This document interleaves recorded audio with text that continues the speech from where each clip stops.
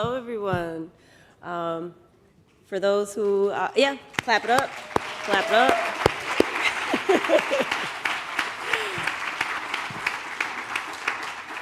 For those who weren't here this morning, my name is Chanel Aponte Pearson. I'm one of the members of the New Negress Film Society, and I'm just here to introduce one of the amazing filmmakers, Loira Limbal, director of Through the Night.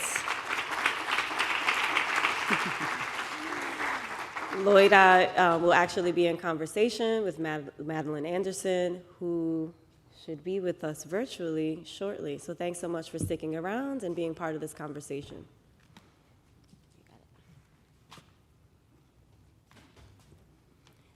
Disregard these seats. It's good. Yeah.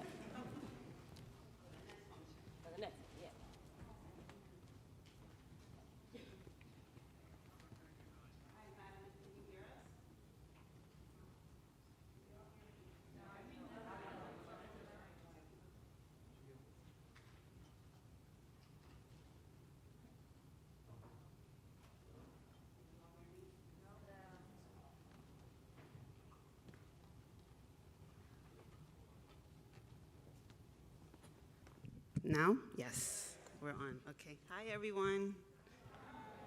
It's great to be here with you all. Madeline, can you hear us? I can. Okay, great. Yes. Yes, welcome, welcome. Thank you for being here with us this afternoon. It's a real pleasure to meet you and be in your company today. Thank you. I'm honored to be here today with all of you. I have to say that I'm very nervous. I was joking with Chanel and Yvonne and Stephanie and Nene that I feel like I've been put in conversation with like the Oracle from the Matrix. And so I am really beyond honored that Through the Night was programmed alongside I Am Somebody. And truly, truly, truly humbled to be in conversation with you. And I want to say thank you because I feel like I definitely am living and working and creating in the possibilities that you created from people like myself and so many of us in this room. So I just wanted to open with that sentiment of just gratitude. Thank you. Thank you. And I just want to start our conversation by saying congratulations to you for making such a wonderful film. And I would like to ask you why you chose the cinema verite style, because it is the perfect documentary. So could you share that a little bit with me and others? Yes, thank you. And that's funny because I had questions for you about your journey with cinema verite and direct cinema as well. So I feel like this is a great point of departure. Thank you for the question. I chose cinema verite because I'm really interested in re-signifying our lives and the things that we have been taught are meaningful and or meaningless. And I think that a lot of what we get told is important about our lives as Black folks, as poor folks, is actually, all a lie and doesn't serve us. And so I think that the meaning really lies in our everyday lives, right? I think a lot of times many of our films or stories are either documenting great moments, in history, struggle, right, which is important, or conversely documenting our deaths or the violence that we suffer. And I just felt like I wanted to see more of the everyday life, like how are we actually living, not just how we're dying or how we're fighting. And I think that there is so much meaning and so much power and information for us to glean as people from the everyday lives of particularly Black poor women who do the work of caring for us on so many levels, right?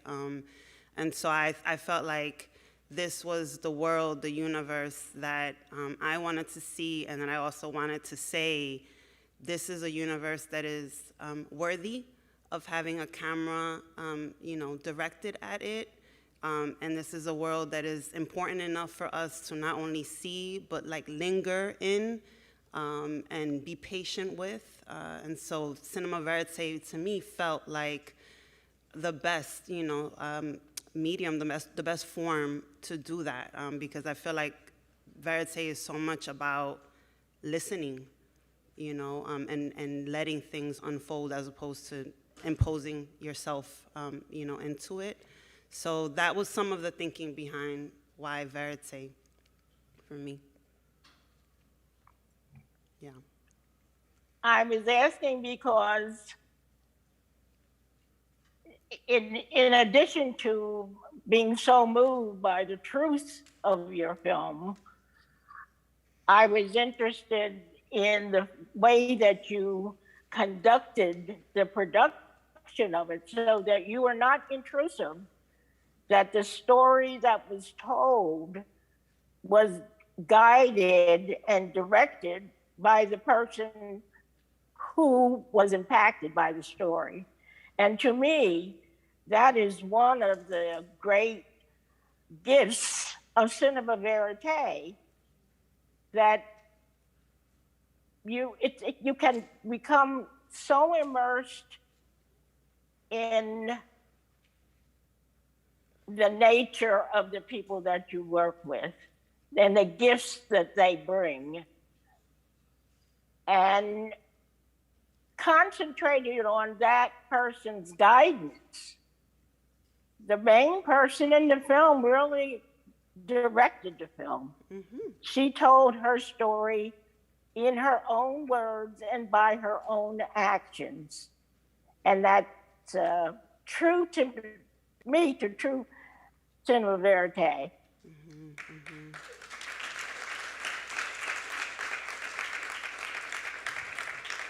Yeah, thank you for that. We definitely, as a team, as a crew, had a lot of conversations about, for me, on any given production day, like top priority was always to ensure that everyone whose story we were telling felt safe. And so, I would say to my DP, like, it's not about getting this particular shot. Yes, I want that shot that's on the list, but I'm okay foregoing the particular shot if it means, ensuring that folks feel comfortable, right? Because we were coming into their world, their space. These are people's children. This is like the most intimate parts of their lives. So I felt a great responsibility to handle that with a lot of care and respect. I actually also similarly wanted to ask you with I Am Somebody, I was moved by a lot of the parallels between our films, obviously, and I think the curation of the folks here at New Negress is truly a gift and a blessing, and so thank you all for doing this in this way. But one thing that struck me is actually both of our films begin with a Black woman looking at herself in a mirror. Those are very early shots. And so I actually, thinking about that particular choice, but a lot of other choices, I wanted to ask you, how did you come to that story? Why that story? And how did you, what was the approach in ensuring that there was, the balance that you were seeking in terms of whose story it was and who was telling it? When I decided to make the film, I decided that I was going to be guided by the true experience of these women. I wasn't going to try to make up a story about the event. I was going to let them tell the story. And I wanted to tell the story of their true experience because I had been through the same experiences that they were going through. I had been struggling to become a union member. I had been struggling because of racial discrimination and gender discrimination. And I saw that their story was my story. These women were my sisters. And I was going to tell their story the way that they would tell their story. And that's why I had a woman to narrate the film. I didn't want a man's voice telling the world what was going on, not because a man couldn't understand it, but because I wanted the women to use their words and to express the sisterhood and the way that they stood together against forces that were beyond understanding, trying to prevent them from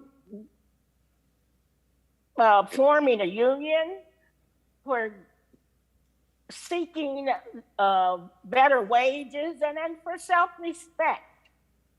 All three of those were the things that I wanted to show without someone saying that this was happening and that was what she was feeling. I didn't want that kind of a film. Yeah.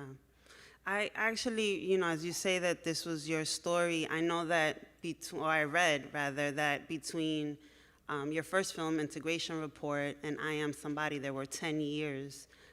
Would you mind sharing a little bit with us about what was happening in between those two films and the journey that you went on? After I made Integration Report 1, I was started at the top. I produced and directed that film. And I thought, now, because I have a track record, I could go to NBC, I could go to ABC and CBS, and I could show them that I'm capable of making a film. I just made a film. And they would welcome me because this was at the beginning of the civil rights movement. Who better to report on the civil rights movement than a sister? And what a joke that was. I went with budgets, treatments, and of course my film. And I never saw anyone that was important. And I always saw someone who told me that there was no target audience for this kind of film, that they were covering it with stringers. Now, with when the cameras were adapted, the equipment was adapted, I was around, I was working in the vicinity of Leacock, Maysles, and Pennybaker. And I saw what they were trying to do by adapting the equipment to suit the situation that you were in. And I thought, wow, this is perfect for what I want to do. I want to make a report every year about the achievements that are happening in the struggle for freedom for African Americans and other people of color in the United States. And of course, there was no place for this kind of film. After a year of trying to raise money to make Integration Report 2, I decided that in order to stay into the industry, I would have to work in the industry as some kind of a technician. I chose editing because as a mother, it could fit this kind of occupation to my lifestyle. working mother with children. I had so much difficulty getting into the editors union because I never saw this written, but everybody declared that it was the father-son union. And of course, my father wasn't in the union, and I'm not a man. And there was a great deal of bitterness and protesting. I was able to get some friends that I knew to protest outside of the union office. And then I had to threaten to sue. I went to the National Labor Relations Board and I was going to sue the local. And because at that time, there was a recession in the United States, in New York, in the late 60s. So they didn't want the bad news. They didn't want any bad press, and they reluctantly let me into the union, which I had filled all the requirements years before. And they finally permitted me to go into the union. I started at the bottom. I was an apprentice.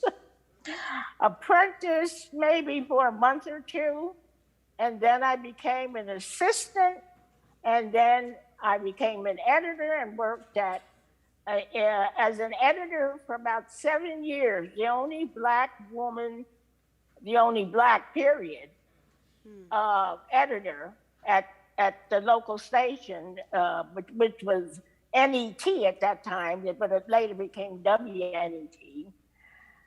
And during that time, I learned everything that I could. That was my agenda. Learn everything that you can, because someday you will be able to use that knowledge to do what you want to do. And that's what I did.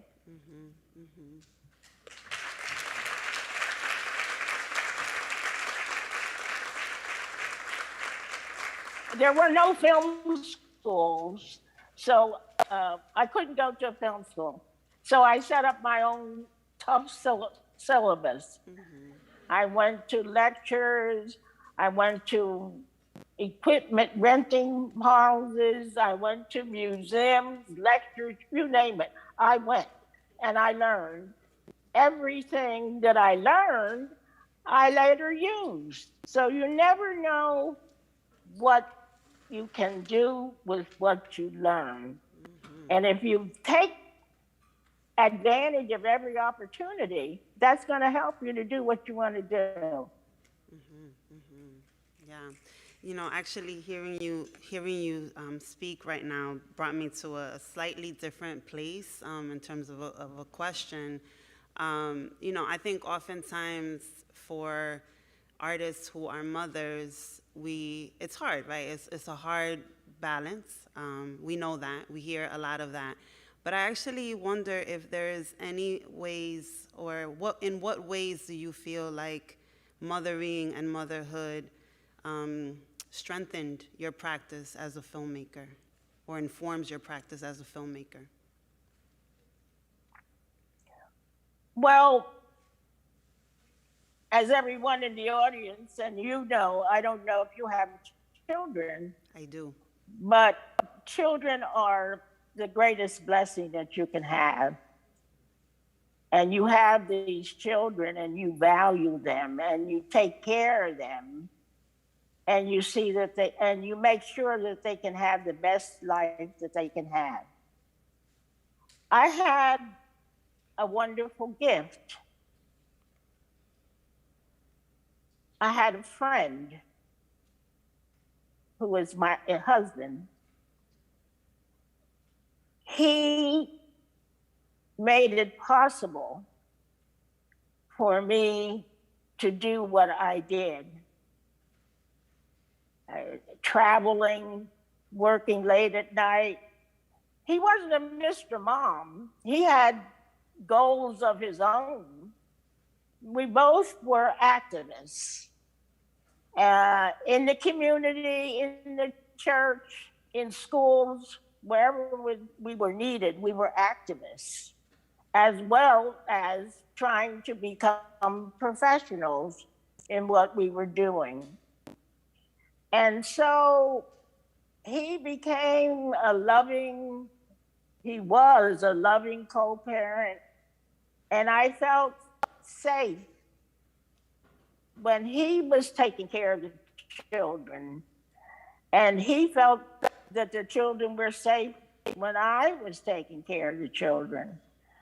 And we both had, I remember once my husband went to London for 4 months because he was pursuing his master's degree. And he got a grant to study at the London School of Economics. I took care of the children. I worked and I took care of the children while he was gone. I went to the Middle East at one time. I went to the Caribbean. I went to Africa. And he took care of the children. And in the beginning, it was hard because we didn't have money for babysitters. So he was working at night in the early part of his career. And he worked at night. He took care of the children during the day. And I always felt that the children were in good hands. I didn't worry because he was so loving. And he wanted me to do what I wanted to do.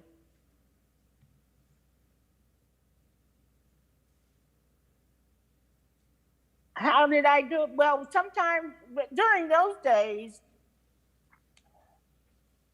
there were high school and college kids who wanted to make money babysitting. So we had a whole team of these young people who were babysitting for us before we came home from work, or if we had to work overtime, the kids would come and babysit with our children. So we raised them too. And it was all a family affair. And we learned, they learned.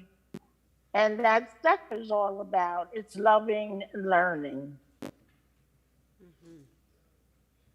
Thank you.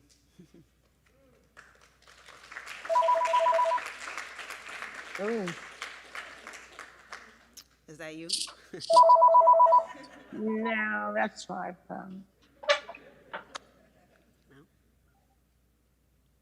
I think I'm getting... Oh, that was my phone. I'm sorry. Q&A now? Q&A now, yes. Okay. Okay, I clearly could ask a million more questions. I have lots of questions, but I am not going to be greedy, and I'm going to open this up to the audience for Q&A.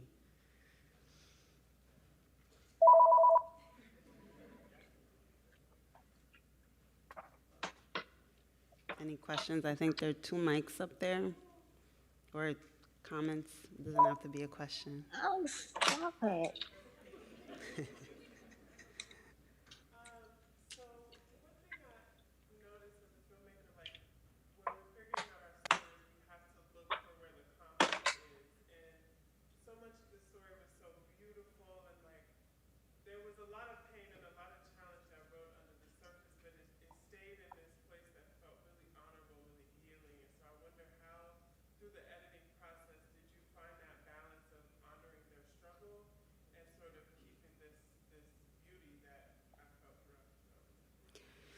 Yeah, I think one of the metaphors that we came up with early in the process was that this experience of single motherhood, you know, as a Black woman, as a woman of color, low income, you know, all the titles, right, all the things that get thrust upon you, can often feel like, you know, like you're a rock, but the water is wearing you down. but the water comes and it recedes. And so this kind of imagery of like a wave and a rock and something that is coming and going and it's constant, like the tide, felt to us, as opposed to necessarily like trying to build up to some huge, conflict and then some sort of resolution. There's, like you say, there is conflict. There's the tension of existing in the everyday, but the existence is not only tension, right? Because the exercise of being a mother or being a caregiver is precisely about nurturing, right? And you can't nurture only from a place of, resistance. And I think for me, I was looking to bear witness to how other mothers were doing it, in order to process my own experience and also my mother's experience, trying to understand by like sitting in and bearing witness to the journeys of other women. And then I think the other kind of key mechanism that helped us hold the complexity of it all was through the music. It was really hard actually to land on like what our musical language was going to be with our composer. And after lots of conversations and lots of like not getting it right, we landed on this kind of idea of like a triangle, like the musical triangle, but the thinking was that in every music cue, the cue should hold multiple and conflicting sentiments, so as to hold emotionally, right? Like the complexity of it's like you see Marisol, go to this job interview and leave feeling deflated. And then she has to be there to pick up her kids. It's Christmas Eve, and it's like, oh yeah, you got some gifts, and you have to hold that wonder, and all of that has to like happen every day. And you go to bed, and then you got to wake up and do it the next day. And so those are some of the the ways that we talked about that in the edit.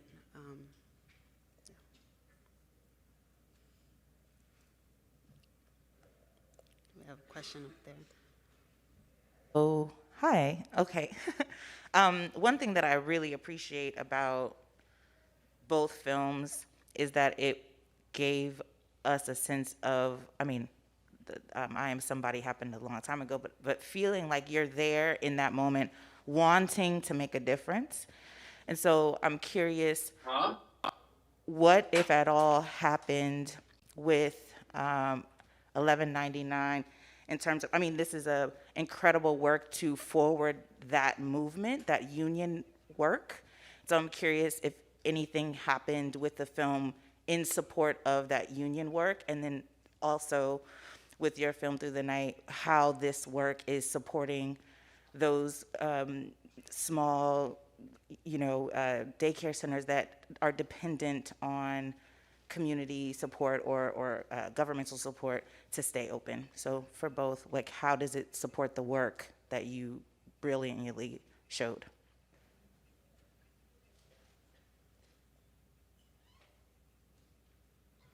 Well, Local 1199B was the union name for the women in Charleston.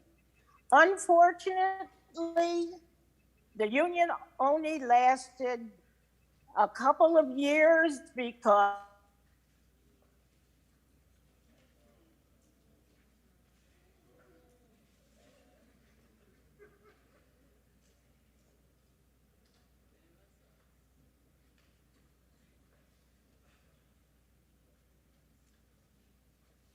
govern an organization.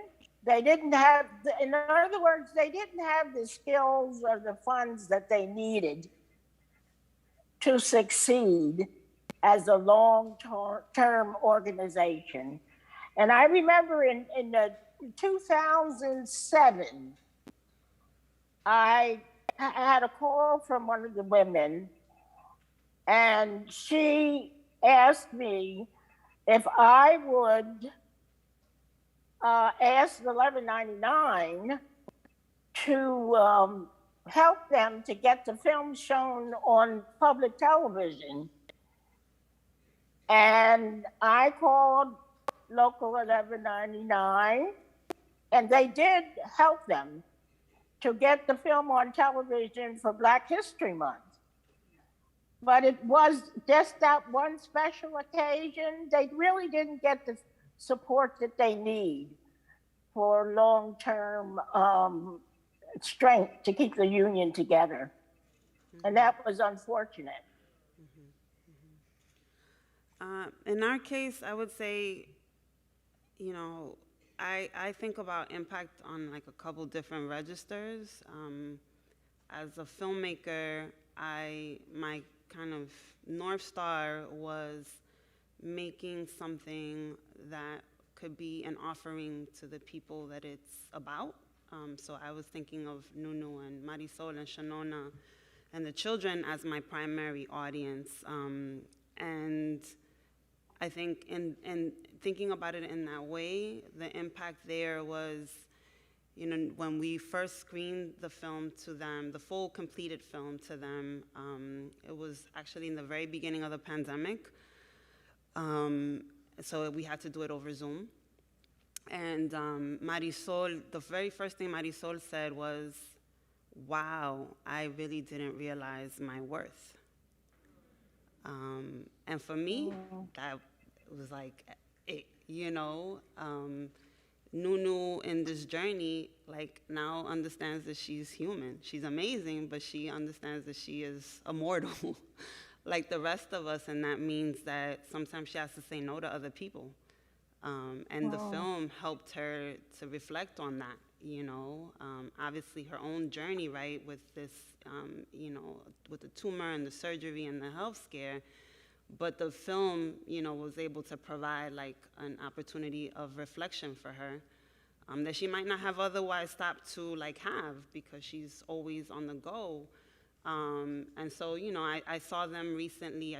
We went out to dinner a couple months ago now, and she was telling me that her and Sharon, who's one of the daycare workers, they sneak out and like go and have lunch at the place that we had dinner at. So she was like, I love this place, and I know it because me and Sharon, you know, and Sharon is exercising, and Sharon has lost a lot of weight, and we like go on walks, and it's like, you know, she now understands that she requires and is worthy of as much care as she offers to other people, which for me, again, that's impact, you know. Personally, by the end of the thing, I was like, this is like so, the film to me felt so tender and like airy, and it made me cry when I had the realization that I was like capable of creating something like that. Because I don't necessarily think of myself as a very tender person. My life circumstances, you know, I grew up in the South Bronx, like, you know, you're a New Yorker, oldest child in a single parent household, had a lot of responsibility. So it's like, you know, it's not a whole lot of time for a whole lot of tenderness, you know, in my environment. And I really saw myself that way. And then being able to see this thing that I created, I was like, oh, snap, like, I'm capable of this, which has shifted a lot for me personally.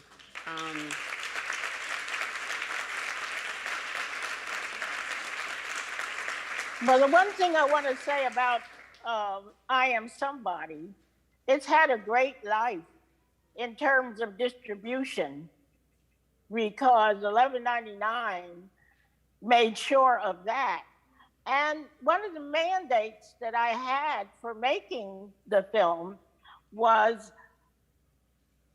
that I should make it as a strong tool for organizing other workers. I was able to resist having someone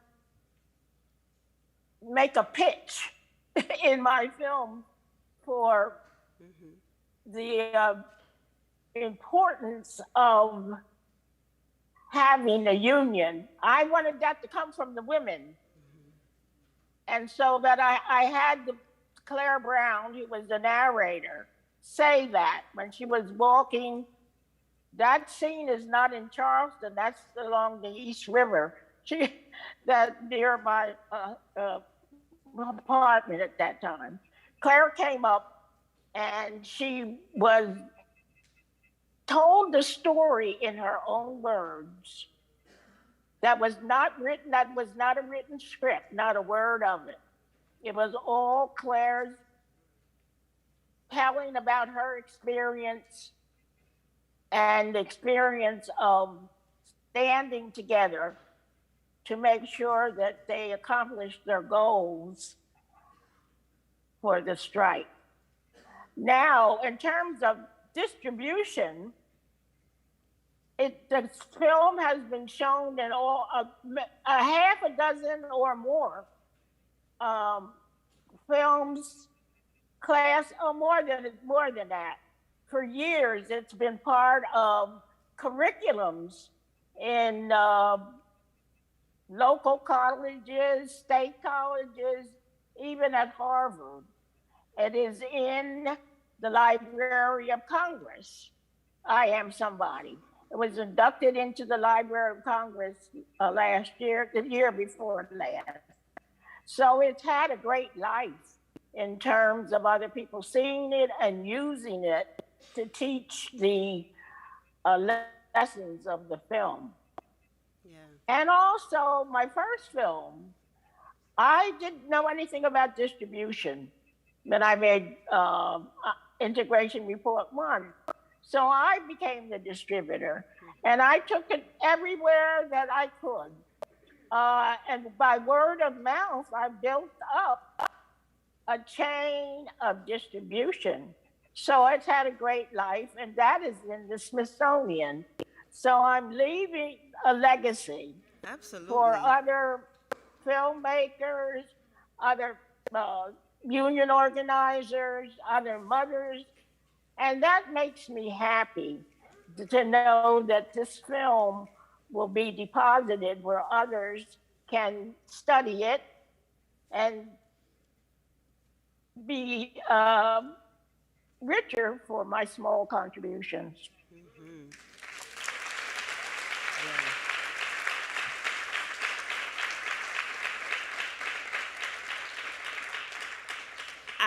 I have one more thing to say on the impact thing, because I do believe that it's aesthetics and material conditions. So the organizing is truly important. And so the other piece of it is that Nunu and Patrick are part of a home-based daycare provider union. It's the first of its kind in New York State. And you know, given like their organizing experience and their networks, we were able to really formulate a campaign and ended up screening the film to New York State legislators and Westchester County legislators, and 2 bills were passed, both on the county level and on the state level. Doing a number of things, raising like the ceiling, you know, in terms of income for families to be eligible for subsidies, increasing hours. So a lot of things were changed. Now the issue is that those things get passed and then don't get enforced. So then you need like to make a campaign to be on them, you know, so that the money reaches the people it's supposed to reach. And so we're in that phase of the work together. And then I wanted to say, you know, you mentioned the word legacy, and you said small contribution, and I feel like I'd be remiss if publicly I didn't say that you are often credited as the first Black woman in the United States to direct a documentary.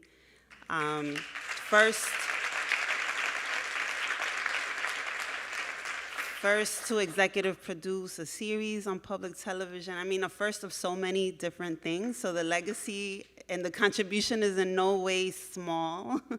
And so again, want to say thank you. And I actually I know we probably have to close, but I do want to ask you what you're working on now. At the age of 94, I'm making a film, a memoir film.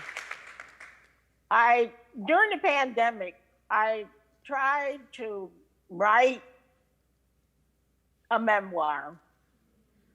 And the old devil editor in me was was making me stall. I was writing and rewriting and rewriting, and I wasn't going forward. And I was very frustrated. And then I thought, well, I should make a memoir film. I could tell my story in a film, and that's what I'm doing now. Amazing.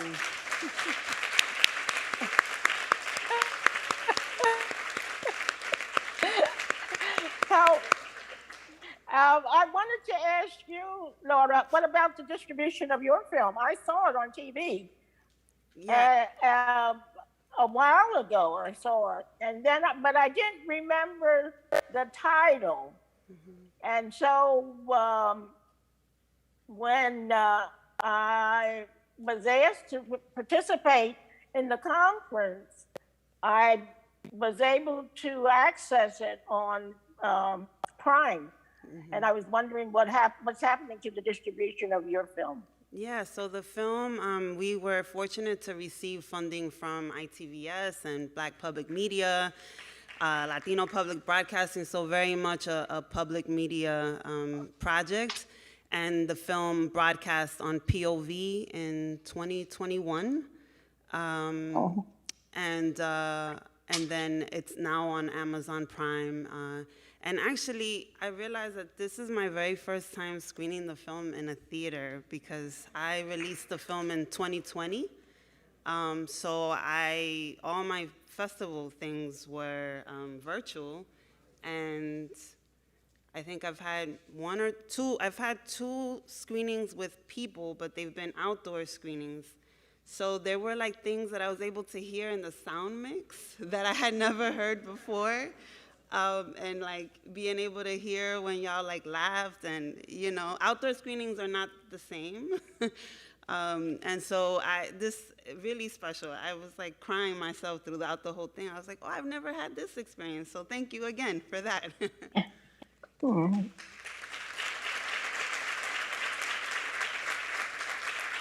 That reminds me of when I first showed the film was first shown to the women, about 100 women.